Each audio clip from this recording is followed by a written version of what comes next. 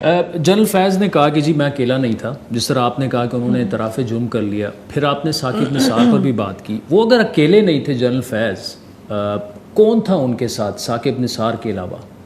ये तो उनको बुला के पूछना चाहिए कि उनके साथ कौन कौन था। पूछना चाहिए। कुछ के नाम तो उन्होंने खुद ले लिए।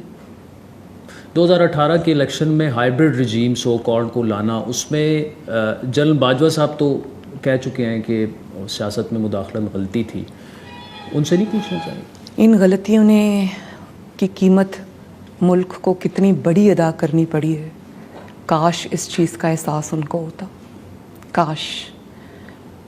जब मैं साकिब निसार साहब की बात सुन रही थी कि मैं कोई बेवकूफ़ हूँ कि मैं आपको अल्फाज तो आपको पता होंगे जी, कि मैं अपने बच्चों का मुस्तकबिल जो है वो ख़तरे में डालूं, तो कौम के बच्चों का मुस्तकबिल ख़तरे में डालते हुए आपको एहसास नहीं हुआ कि आप क्या कर रहे हैं?